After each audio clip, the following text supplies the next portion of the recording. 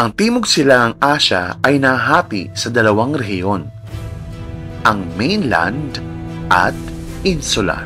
Ang bawat rehiyon ay may kanya-kanyang natatanging katangiang pisikal na nakaimpluwensya sa pamumuhay, kultura at kasaysayan ng mga mamamayan nito. Ang mainland sa Timog Silangang Asya ay tumutukoy sa mga malalaking bahagi ng lupa na konektado sa kontinente. Ito ay binubuo ng Myanmar, Thailand, Laos, Vietnam, at Cambodia. Ang insula sa Timog Silangang Asya ay binubuo ng mga kapuluang nagkalat sa karagatan. Ito ay binubuo ng Malaysia,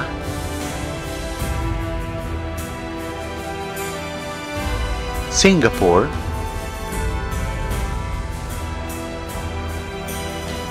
Philippines, Indonesia,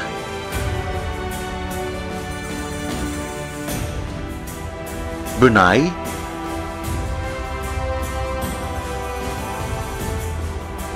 at East Timor. Ating tuklasin ang kahangahangang katangiang pisikal ng mainland Southeast Asia. Sa bawat pag-agos ng tubig, buhay ang hatid sa buong rehiyon. Kilalali natin ang mga halagang ilog ng mainland Southeast Asia. Mekong River, isang mahalagang ilog na dumadaloy mula sa Tibet patungo sa Laos, Cambodia at Vietnam. Ito ang pinakamahabang ilog sa Timog Silangang Asya. Ikapito sa pinakamahabang ilog sa Asya. At ikalabing-dalawa na pinakamahabang ilog sa daigdig.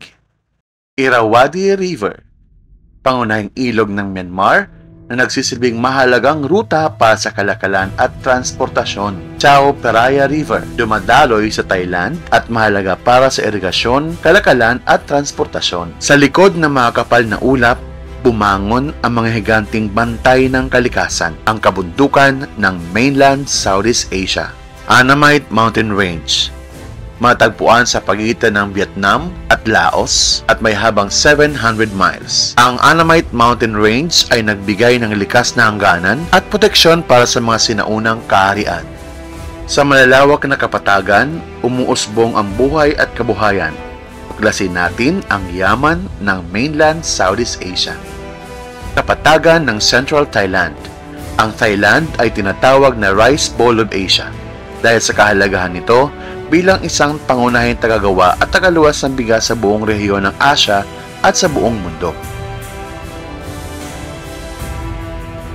Delta Mekong, isang napakalawak na delta na matagpuan sa Vietnam na kilala sa pagiging isa sa pinakamayamang agricultural area sa mundo.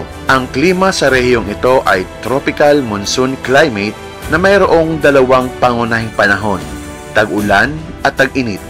Ang klima ay nakaapekto sa agrikultura, partikular sa pagtatanim ng palay. Ating tuklasin ang kahangahangang katangiang pisikal ng insular Southeast Asia.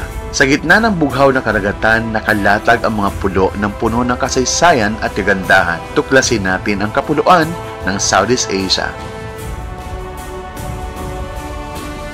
Indonesia, binubuo ng mahigit 17,000 pulo kasama ang mga pangunahing pulo ng Sumatra, Java at Borneo. Pilipinas, mayroon itong mahigit 7,600 pulo, kabilang ang mga pangunahing pulo ng Luzon, Visayas at Mindanao. Sa ilalim ng lupa, ang puwersa ng kalikasan ay nag-aalab. Halina't tuklasin ang mga naglalagablab na bulkan ng Southeast Asia. Ring of Fire. Ang rehiyong ito ay bahagi ng Pacific Ring of Fire. Ito ay isang malawak na zona kung saan madalas nagaganap ang paggalaw ng lupa at pagputok ng mga bulkan. Maraming bulkan ang lugar na ito at maaaring magdulot ng pagdindol bunga ng kailang pagsabog. Taal Volcano at Mount Pinatubo, mga kailang bulkan sa Pilipinas na nagdulot ng malaking pagsabog na nakaapekto sa kalikasan at pamumuhay ng mga tao. Sa bawat alon at agos, buhay ang hatid ng mga anyong tubig. Alamin natin ang kahalagahan ng mga ito sa Southeast Asia. Sa Pilipinas, halimbawa, matagpuan ang Celebes Sea, Sulu Sea at ang West Philippine Sea. Matagpuan naman sa malaking bahagi ng Indonesia, Malaysia at Pilipinas ang malaking kagubatan o ang tropical rainforest. Ang mga kagubatang ito ay tahanan ng mayamang biodiversity at mahalaga sa ekolohiya ng rehiyon. Borneo Rainforest, isang malawak at mayamang kagubatan na tahanan ng maraming uri ng hayop at halaman. Ang klima sa rehiyong ito ay tropical rainforest climate na may mataas na antas ng pag-ulan at halos walang tuyong panahon. Ang klima ay angkop sa agrikultura, partikular sa pagtatanim ng palay, nyog at iba pang tropical na pananim.